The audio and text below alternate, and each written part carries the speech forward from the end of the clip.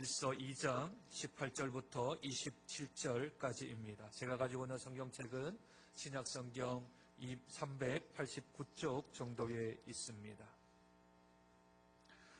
요한일서 2장 18절부터 27절까지 우리 한 절씩 교독하고 마지막 절은 함께 읽도록 하겠습니다. 아이들아, 지금은 마지막 때라. 적그리스도가 오리라는 말을 너희가 들은 것과 같이 지금도 많은 적그리스도가 일어났으니 그러므로 우리가 마지막 때인 줄 아노라.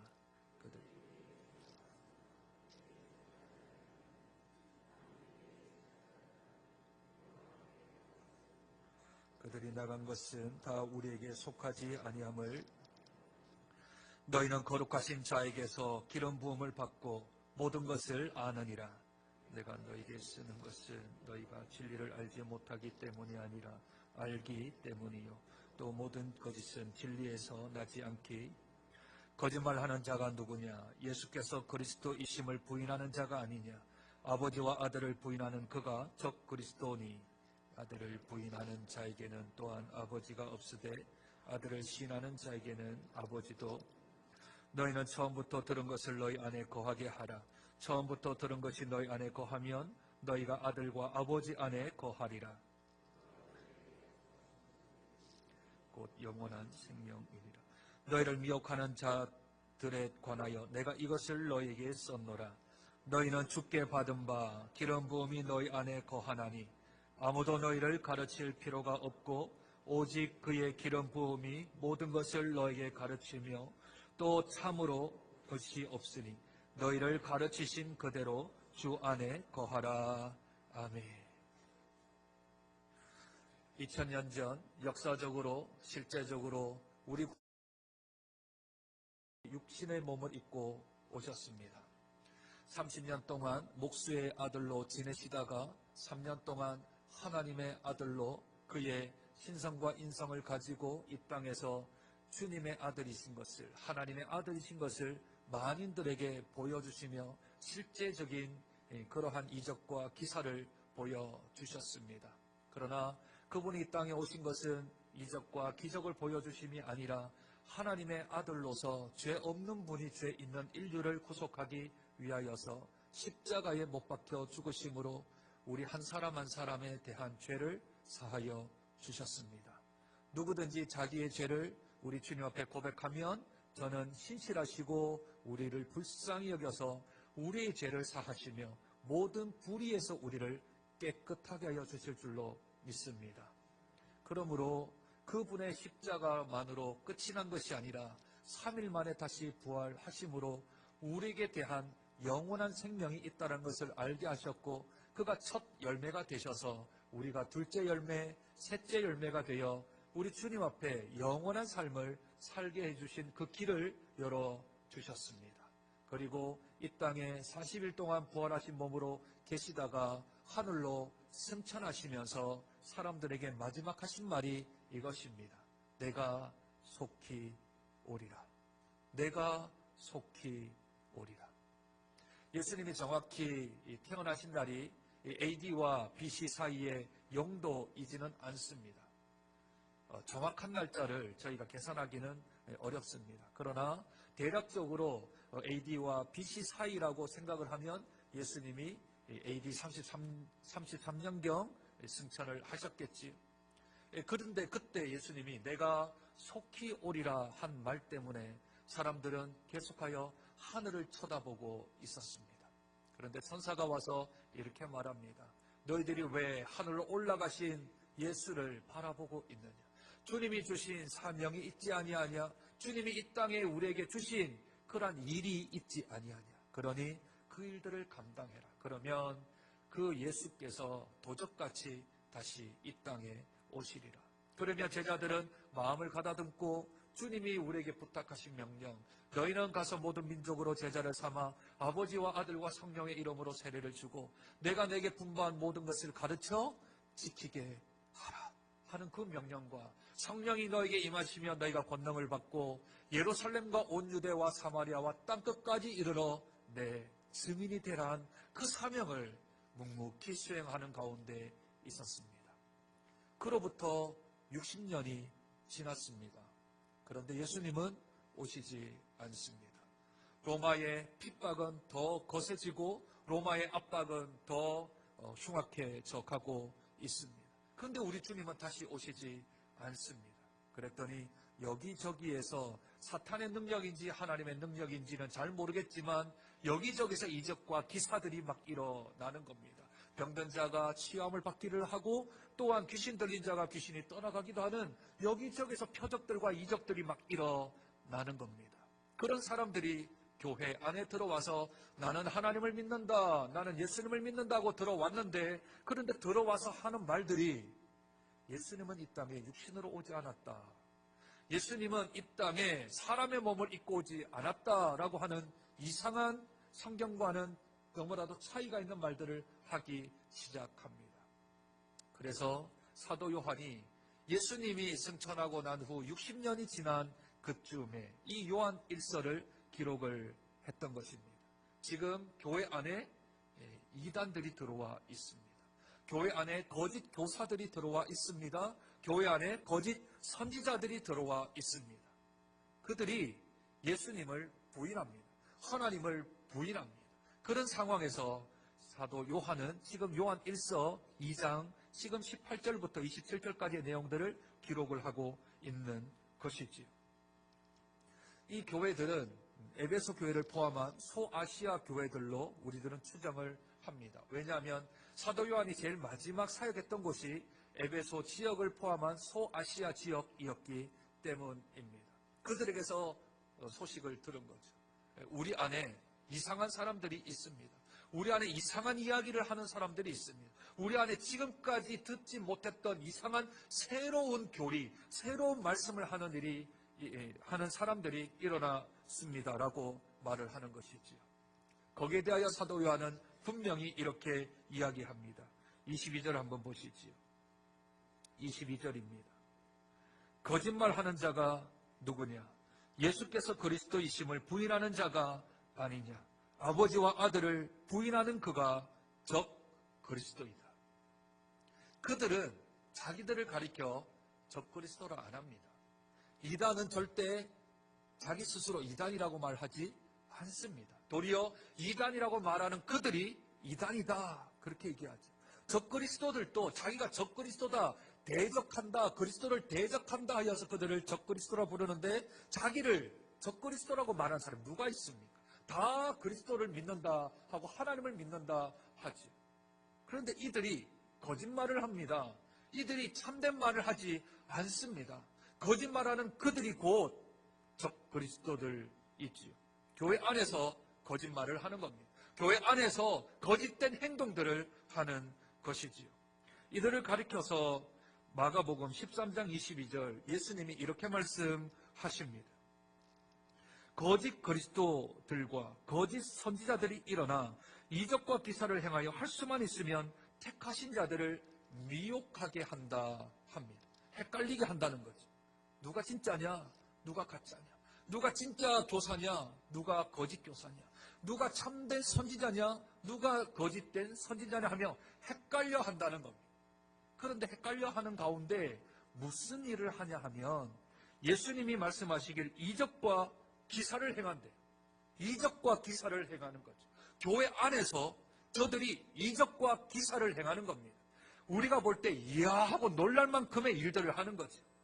그 집사님이 기도하면 병든 자가 일어나기도 하고 그 집사님이 안수하면 하나님께서 주신 것과 같은 능력들이 발휘가 되어지는데 그가 말하는 건 예수님은 육체로 이 땅에 오지 않았다라는 겁니다. 예수님은 십자가를 지지 않았다라는 겁니다. 세월이 60년 정도 지나니 이런저런 이야기들이 막 나오는 거죠. 그랬더니 이것은 처음 듣는 이야기 아닙니다. 그런데 그 사람의 증거가 뭐예요? 이적과 표적이 일어나는 거죠. 이적과 표적이 일어나니까 저게 맞다라고 성도들이 한쪽으로 쏠림 현상이 일어나는 겁니다. 목회자는 이적과 기사가 안 일어나는데 집사가 이적과 기사가 일어나니까 사람들이 혼돈되는 거죠. 목회자는 뭐라고 말합니까? 예수님은 이 땅에 육신을 입고 오셨습니다 하는데 이적과 기사를 행하는 자들은 예수님은 육체를 입고 안 왔다. 그렇게 말하면 성도들이 누구 말을 들을까요? 목회자의 말을 들어야 하는데 집사의 말을 듣는 겁니다. 집사의 말을 듣고 그들이 하는 표적과 이적 때문에 헷갈려 하기 시작한 겁니다. 그런데 이것을 성경은 거짓말이라고 말합니다. 예수님은 이 땅에 육신을 입고 오셨습니다.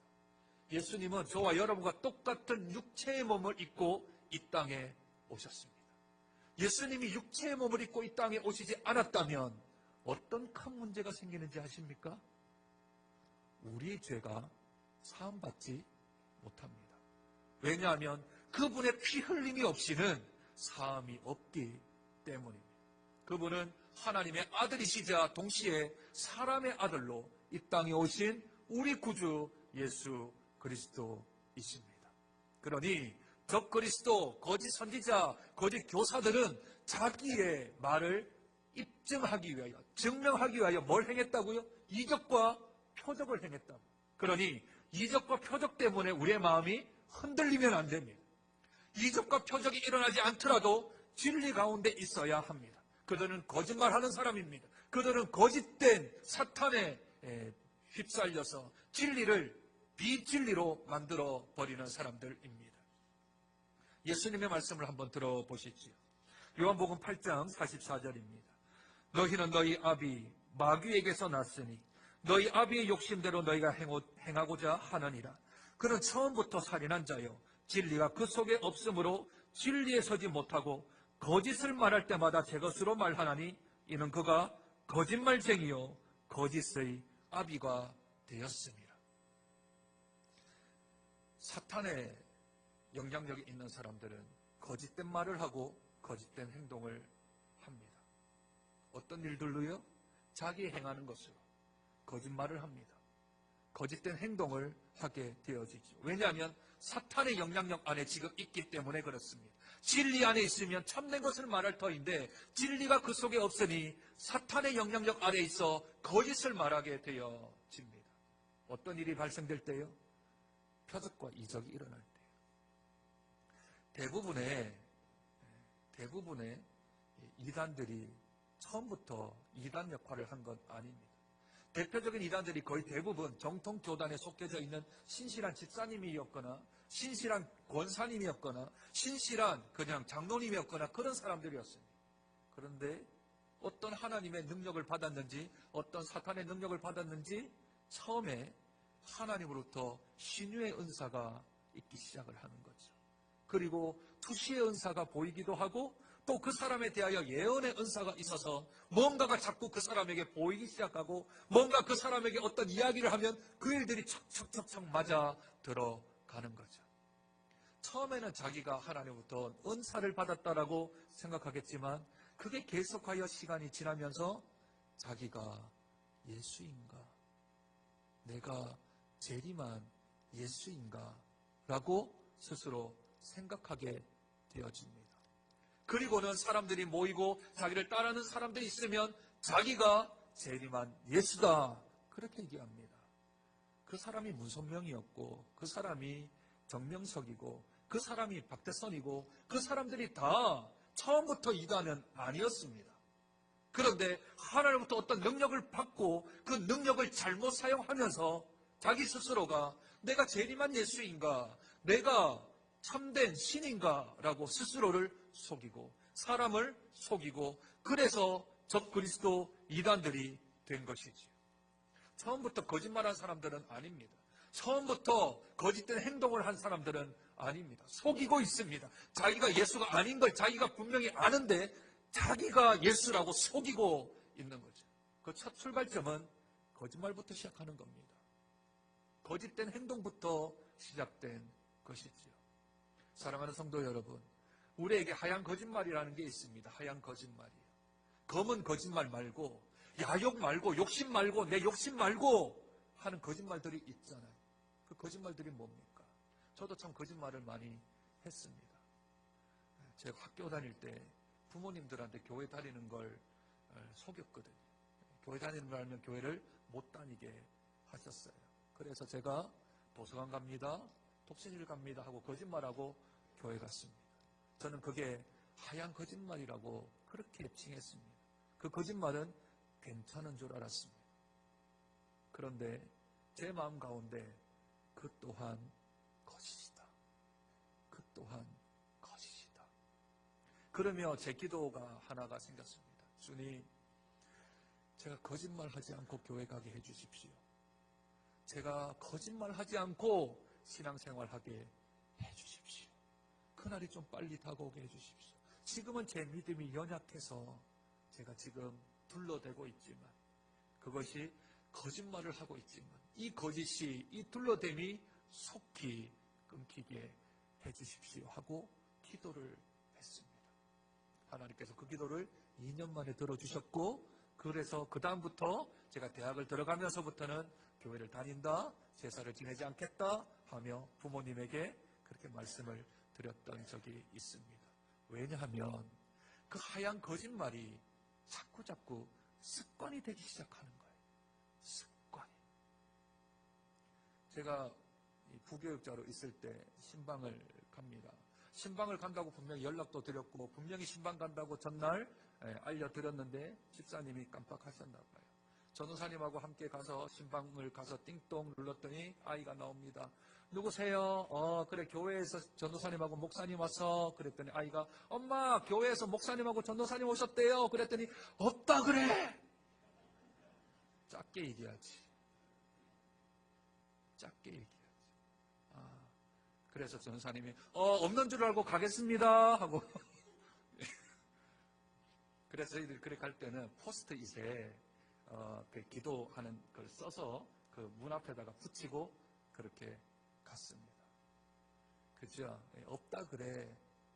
그게 우리에게는 별로 크게 여겨지지 않지만 그게 쌓이고 그게 모이면 내가 거짓말하는 게, 내가 둘러대는 게 습관이 되어집니다.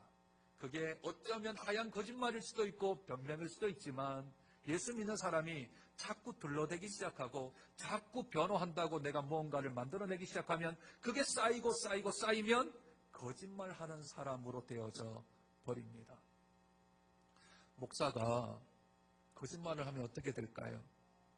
목사가 성도한테 말을 안 했는데 했다고 우기고 또 했는데 안 했다고 우기기 시작하면 어떻게 될까요? 목사가. 그러면 성도님들이 설교에 대한 진위성이 떨어지게 되어집니다. 저것도 진짜인가? 저것도 사실인가? 저 말도 과연 맞는 말인가? 하고 생각이 들겠죠. 그래서 목사에 대한 신뢰도가 땅에 떨어져 버립니다. 성도들은 어떨까요? 성도들이 둘러대기를 잘합니다. 자기를 위해서 그렇게, 또는 공동체를 위해서 그렇게 했지만 그렇게 둘러대기를 시작합니다. 그러면 성도 가운데서도 그 사람의 신뢰도는 떨어집니다. 그럼 그 사람의 말을 잘 믿지 않겠지요. 그런데 더 문제는 세상 속에 나아가 있는 성도가 둘러대고 거짓말을 하기 시작하면 그 사람이 전하는 복음은 절대 세상 사람들이 믿지 않습니다. 왜냐하면 거짓말장이니까. 왜냐하면 둘러대는 사람이니까. 왜냐하면 자신을 보호하기 위하여서 그냥 아무 말이라도 할 수 있는 사람이니까 저 또한 저렇게 말한다라고 생각하지 않겠습니까? 복음의 문이 닫힙니다. 전도의 문이 닫혀버려요. 그러니 예수 믿는 사람들은 내 안에 참된 진리가 있다면 참말을 해야 합니다. 뒤끝없다고 막말을 하면 안 되지만 우리들은 거짓으로부터 떠나 참된 말을 해야 합니다. 왜냐하면 이 거짓을 조종하는 아비가 누구라고요? 사탄이라고요. 거짓의 아비가 사탄이니 우리가 그 거짓에 빠지면 안 된다고요. 교회 안에서 어떤 일이 일어난다 하더라도 우리들은 참된 말을 해야 합니다. 예 하면 예라고 얘기를 하고 아니요 하면 아니요라고 얘기해야 됩니다. 말을 만들어내는 것도 안 되고요. 없는 말을 지어내는 것도 아니고요. 했던 말을 안 했다고 딱 잡아떼도 안 된다고요. 예수 믿는 사람은, 진리가 그 안에 있는 사람은 참된 말을 해야 합니다. 그래야 세상이 신뢰를 하지요. 성도들이 신뢰를 하지요. 교회를 신뢰를 하지요. 거짓은 말을 하고 변명을 하기 시작하고 둘러대기를 시작하면 그 순간부터 예수의 이름이 망령되이 일컫게 되어지는 첫 시발점이 되어질 수 있습니다. 그러니 조심해야 합니다. 그러나 진짜와 가짜는 시간이 조금만 지나면 드러나게 되어집니다. 누가복음 12장 2절입니다. 감추어진 것이 드러나지 않을 것이 없고 숨긴 것이 알려지지 않을 것이 없다 했습니다. 목사가 거짓말장이인지 목사가 둘러대는 자인지 시간이 좀 지나면 압니다. 절대 숨길 수가 없습니다. 감출 수가 없습니다. 자기의 있는 자기의 속사람을 숨길 수가 없어요. 시간만 길게 주어지면 그 사람이 어떤 사람인지 다 드러나게 되어져 있습니다. 교회 안에 함께 있다고 함께 하나님 나라의 백성이 되지 않을 수도 있다는 것을 기억해야 합니다. 그래서 내가 참된 진리를 쫓아가는 사람인지 내가 거짓된 진리를 쫓아가고 있는 사람인지 자신을 잘 분별해야 합니다. 그렇다면 내가 진리 안에 있는지 내가 비진리 안에 있는지를 어떻게 압니까? 나는 지금 참된 곳에 있습니까? 아니면 나는 참되지 않은 곳에 있습니까? 그걸 어떻게 알 수 있을까요? 오늘 본문은 4가지 정도를 우리에게 말씀해 줍니다. 그 첫 번째는 20절입니다. 너희는 거룩하신 자에게서 기름 부음을 받고 모든 것을 아느니라. 내가 거룩한 자 하나님으로부터 기름 부음 받은 자인지를 내가 알고 있으며 내가 그것을 느끼고 있으며 내가 그것을 체험하고 있으면 그는 진리 가운데 살고 있는 사람입니다. 여기서 기름 부음이라는 것은 메시아라는 뜻도 있고 또는 구원자라는 말도 있는데 우리가 구원자라는 말이 아니라 구원자의 영으로 기름을 부음 받은 것, 이것을 성경적으로 해석을 하면 성령의 기름을 부음을 받은 자라고 해석할 수 있습니다.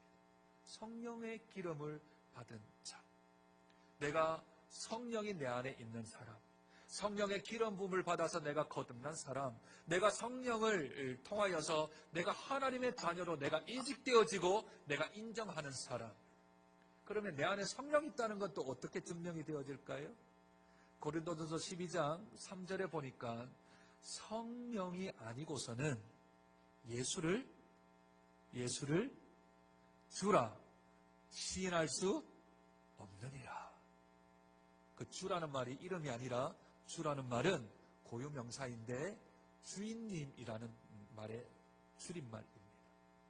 성령이 내 안에 있는 사람은 내가 주인이 아니고 우리 재산이 주인이 아니고 돈이 주인이 아니고 세상의 주인이 아니고 우리 주님이 예수님이 나의 주인님 되신다라고 하는 고백이 내 스스로 나오는 것은 내 안에 누가 계시다고요? 성령이 거하시다.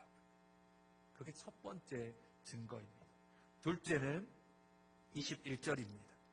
21절 내가 너에게 쓰는 것은 너희가 진리를 알지 못하기 때문이 아니라 알기 때문이요 또 모든 거짓은 진리에서 나지 않기 때문이라. 진리를 알고 있느냐라는 겁니다. 진리를 알고 있는 사람은 아까 어떤 행동을 안 한다고요? 거짓말을 행하지 않는다고요. 내 안에 참 진리가 있습니다. 진리는 언제나 거짓과 싸웁니다. 참된 것은 언제나 거짓과 싸우게 되어집니다. 내가 거짓말을 했는데도 불구하고 내 마음이 기쁘면, 내가 거짓된 행동을 했는데 내 마음이 통쾌하면 내가 누군지 다시 한 번 더 살펴봐야 합니다. 그런데 내가 할 수 없이 거짓말을 했어요. 내가 할 수 없이 거짓된 행동을 했어요. 그런데 내 마음이 아파오면, 내 마음이 저려오면, 내가 견딜 수 없는 슬픔에 잠기게 되어지면 그 안에 성령이 거하시고 거듭난 사람인 줄로 믿습니다. 세 번째는 24절입니다. 너희는 처음부터 들은 것을 너희 안에 거하게 하라. 처음부터 들은 것이 너희 안에 거하면 너희가 아들과 아버지 안에 거하리라. 처음부터 들은 것. 지금 다음에 들은 게 뭔가요? 적 그리스도들, 거짓 선지자들로부터 예수님은 육신으로 이 땅에 오지 않았다는 것을 그 다음에 들었죠.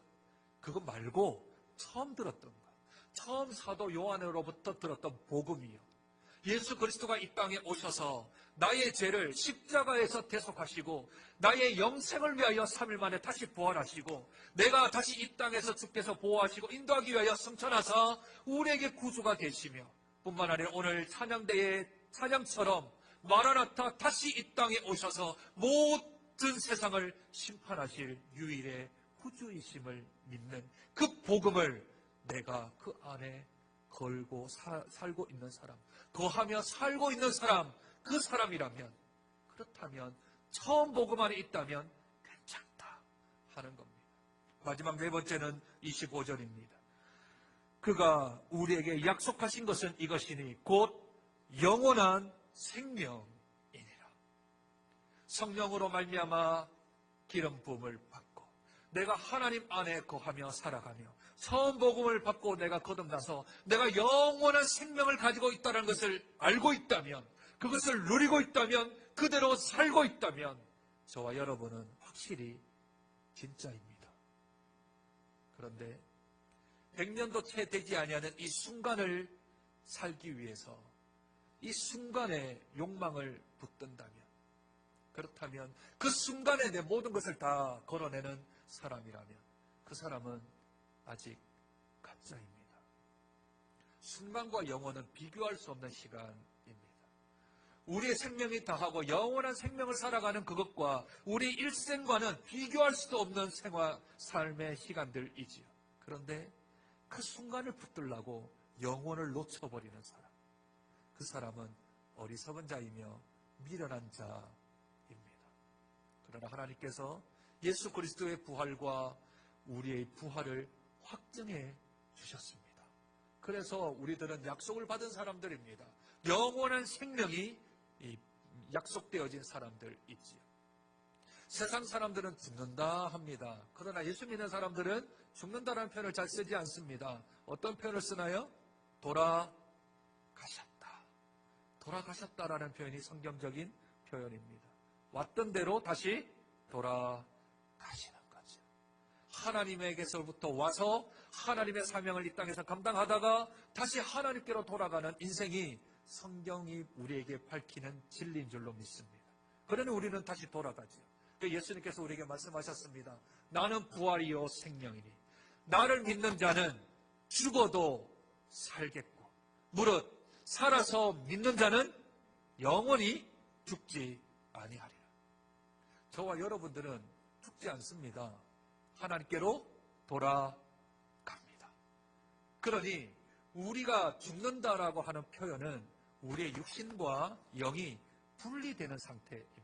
그러니 영이 죽지는 않지요. 그 영이 주님과 함께 영원토록 살 줄로 믿습니다. 그것이 우리에게 약속으로 주어져 있는 거죠. 그렇다면 순간을 살지 아니하고 영원을 사는 사람이라면 이 땅을 살아가는 순간을 잡고 사는 세상 사람들과는 좀 다른 삶을 사는 겁니다.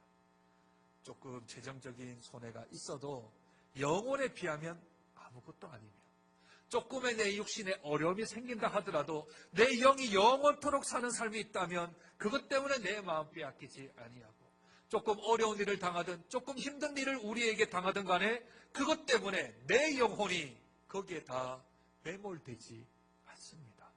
왜냐하면 우리들은 영원한 삶을 약속받은 사람이기 때문에 그렇습니다. 요즘은 얼마를 얘기해야 사람들이 좀 놀랄까요? 옛날에는 억 하면 하고 죽었다고 하는데 요즘은 억 가지고는 이게 좀 말이 안 돼요. 한 100억 정도 할까요? 100억? 여러분들 100억을 하나님의 은혜로 이 한순간에 일시불로 받았다고 칩시다. 100억을요 얼마나 될지는 잘 모르겠지만 그런데 오늘 애가 가다가 등록금을 잃어버렸어요. 400만 원 등록금을 잃어버렸어요. 어제 100억을 받았는데 등록금 400만 원을 잃어버렸어요. 그러면 그 사람이 얘는 칠칠치 못하게 이렇게 얘기할까요? 괜찮다. 괜찮다. 아빠가 엄마가 좀 돈 좀 있다. 400만 원 그거 별거 아니다. 그렇게 말할까요? 100억을 가지면 자기 것도 아닌데 자기가 순간 100억을 받아버리면 400만 원 등록금은요 아무것도 아니에요. 그렇죠? 하나님으로부터 우리가 구원을 받았다면, 하나님으로부터 영원한 생명을 보장받았다면 이 땅의 조금의 손실은 우리가 그저 잘 넘겨갈 수 있는 거죠. 그때 예수를 잘 믿는 사람은 이렇게 말합니다. 하나님의 무슨 뜻이 있으시겠지.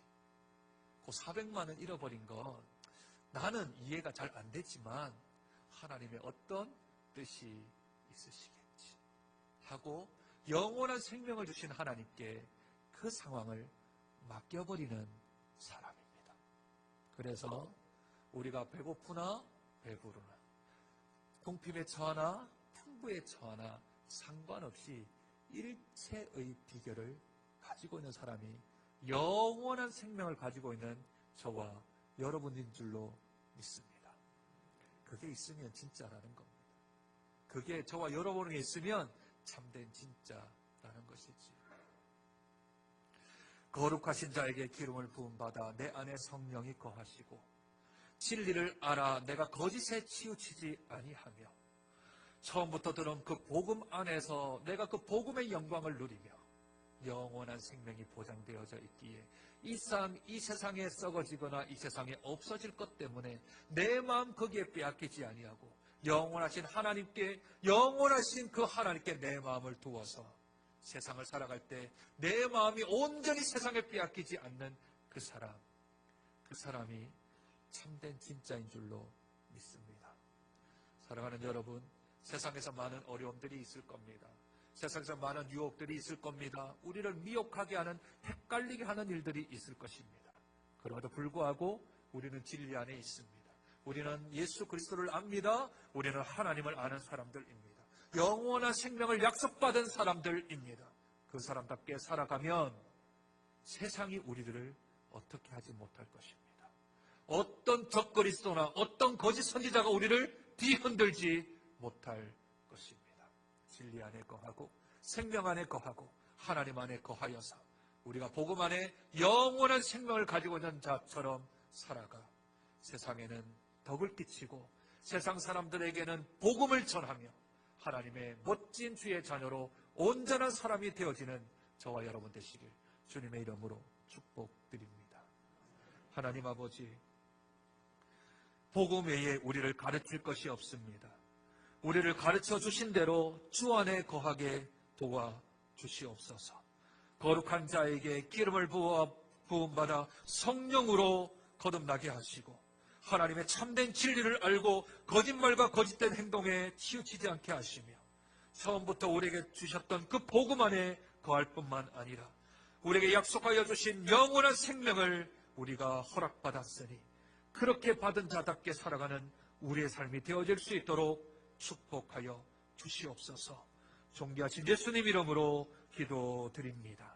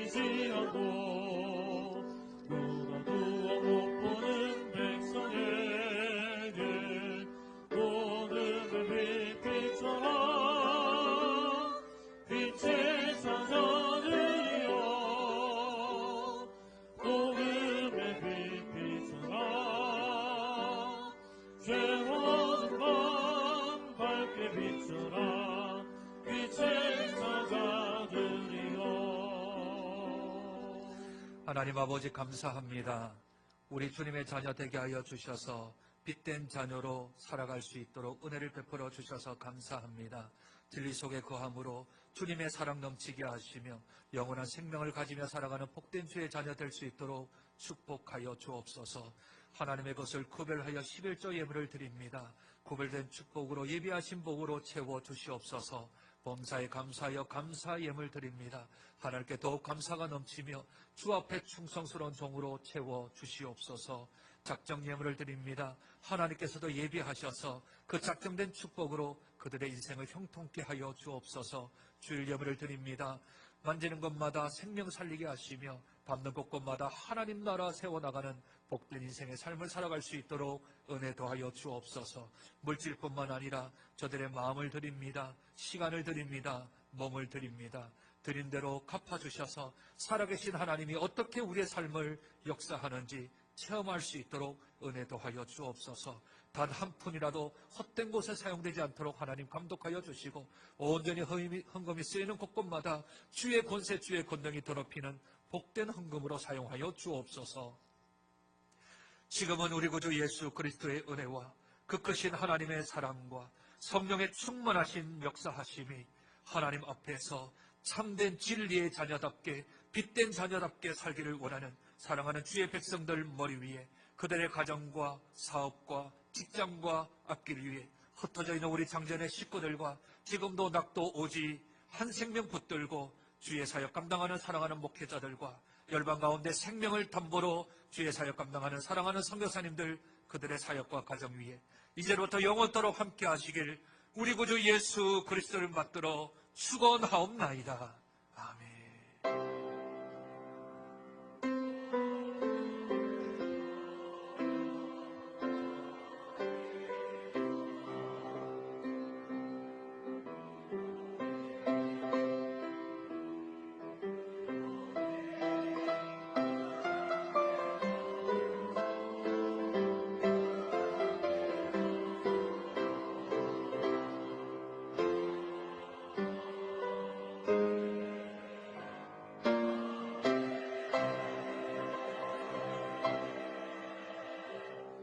예배를 마쳤습니다.